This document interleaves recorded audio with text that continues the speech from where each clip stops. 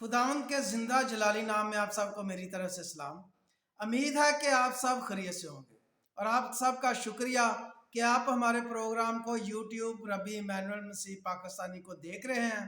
اسے پسند کر رہے ہیں، اسے لائک اور شیئر کر رہے ہیں اور سبسکرائب بھی کر رہے ہیں۔ آج ہم بات کرنے والے ہیں کہ بہت سارے لوگ اکثر یہ بھی ہم سے سوال کرتے ہیں کہ ہم خدا کی حمد و ستائش کے لیے ساز و آواز کا یعنی سنگیت کا کیوں استعمال کرتے ہیں۔ ہم بائبل مقدس میں سے دیکھیں گے کہ جو خدا کے بندہ موسیٰ تھے، انہوں نے بھی جب خیمہ کھڑا کیا تو وہاں بھی لوگوں کو مقرر کیا جو سازوں اور آواز کے ساتھ خداوند کی حمد کرتے تھے۔ اور اس کے بعد ہم داؤد کے بارے میں بھی دیکھتے ہیں کہ داؤد نبی جو خدا کے بندہ تھے، وہ خدا کی حمد و ستائش طبلہ کے ساتھ کرتے تھے۔ اور اس کے علاوہ جو بھی زبور ہیں اس میں انہوں نے لکھا ہوا ہے، پہلے زبور جو بھی ہے اس کے اوپر لکھا ہوتا ہے کہ داؤد نبی کا مزمور، جب اس نے اس سر پر یہ گیت گایا۔ اس کے بعد ہم دیکھتے ہیں کہ سلیمان نبی جو تھے، جو داؤد بادشاہ کے بیٹے شاہ یہودہ سلیمان بادشاہ تھے، انہوں نے بھی مقرر کیا جو لاویوں کو،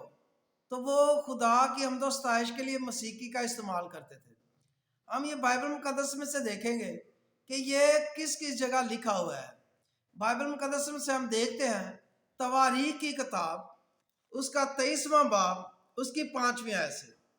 اور 4000 دربان تھے اور 4000 ان سازوں سے خداوند کی تعریف کرتے تھے جن کو میں نے یعنی داؤد نے مدح سرائی کے لیے بنایا تھا۔ اس کے بعد ہم دیکھتے ہیں دوسرا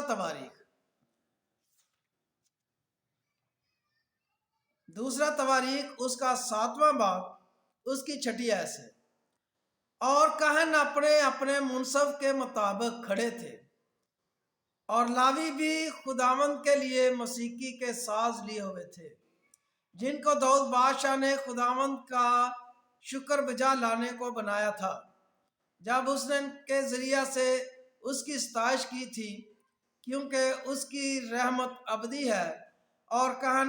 ان کے آگے نرسنگے پھونکتے رہے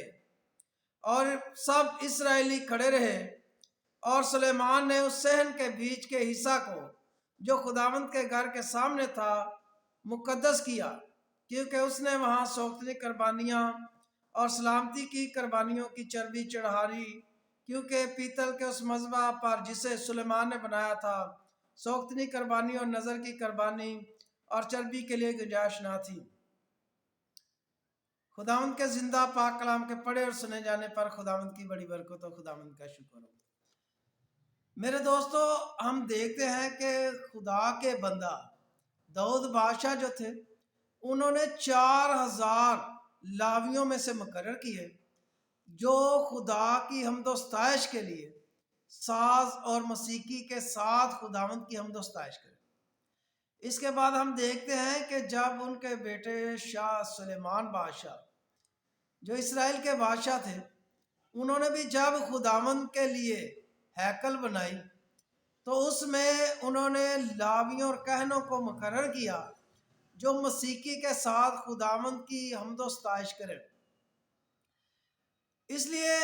تمام مسیحی جو ہیں جب بھی وہ عبادت گاہ میں خدا کی حمد و ستائش کرتے ہیں جو ابراہیم، اسحاق اور یعقوب کا خدا ہے،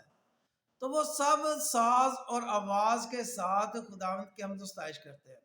حالانکہ بہت سارے لوگ اکثر ہم سے یہ سوال بھی کرتے ہیں اور اس کو برا بھی سمجھتے ہیں۔ میں ان لوگوں کو یہ بتانا چاہتا ہوں کہ یہ بائبل مقدس میں آج سے تقریباً 4100 سال پہلے خدا نے اپنے نبی جو مقرر کیے تھے، شاہ یہودہ داؤد بادشاہ، اور اس کے بعد شاہ یہودہ سلیمان بادشاہ، اور اسی طرح ان کی نسل جو آگے شاہ یہودہ رہبام بادشاہ، شاہ یہودہ آسا بادشاہ، اور اس کی طرح جو حزقیہ بادشاہ تھا شاہ یہودہ کے قبیلہ میں سے، اخزیہ بادشاہ، یوسفت بادشاہ، حزقییل بادشاہ، یہ سب جو تھے یہ خداوند کی حمد و ستائش جب کرتے تھے تو وہ اپنے آباء و اجداد کی بنائی ہوئی رسم جو تھی جو خدا کی طرف سے ان کو بتائی جاتی تھی وہی وہ کرتے تھے۔ اس لیے ہم بھی اس خدا کی عبادت کرتے ہیں،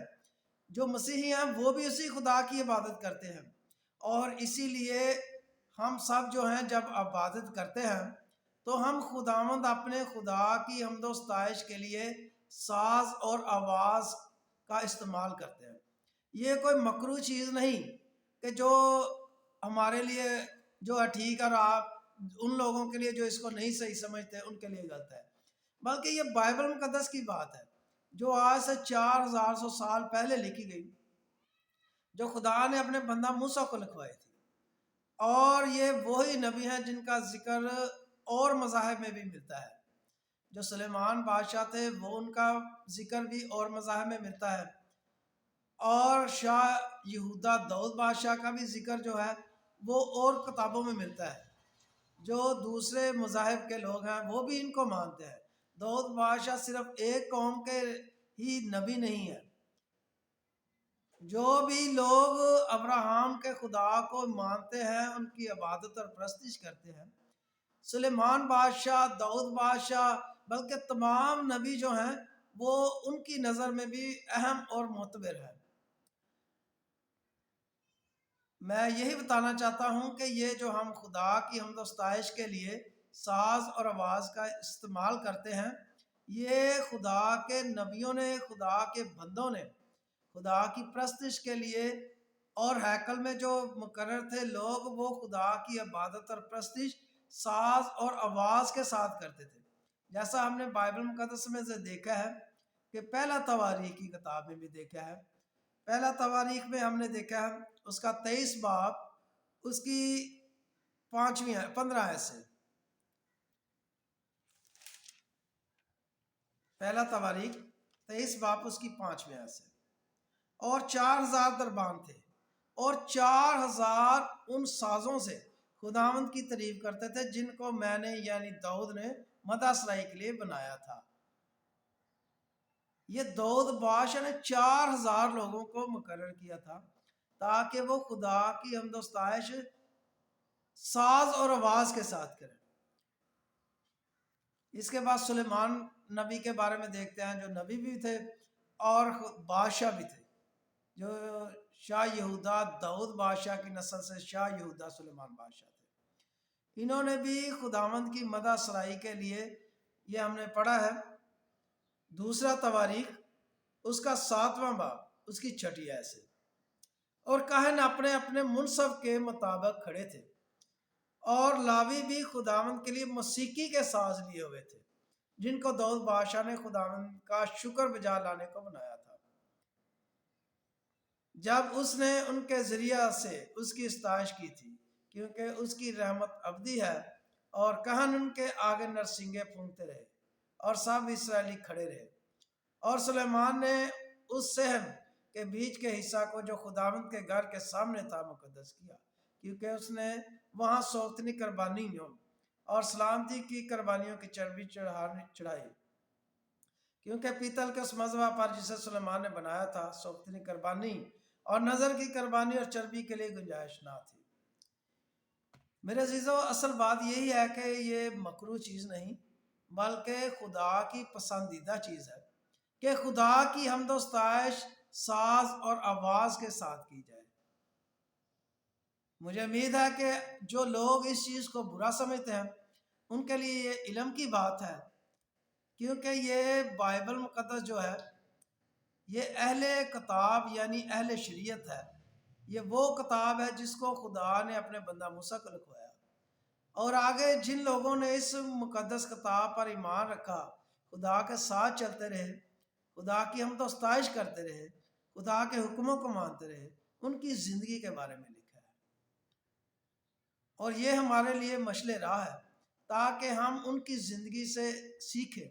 کہ انہوں نے کس طرح خدا کی عبادت اور پرستش کی، خدا کے ساتھ کس طرح چلے۔ مجھے امید ہے کہ آپ کو یہ پروگرام پسند آیا ہوگا۔ آپ اسے لائک بھی کریں، شیئر بھی کریں، سبسکرائب بھی کریں، کیونکہ یہ بائبل مقدس میں سے جو حوالہ جات ہم ڈھونڈتے ہیں یہ ہمارے لیے اتنا آسان نہیں کہ ایک جگہ سے یہ چیز مل جائے۔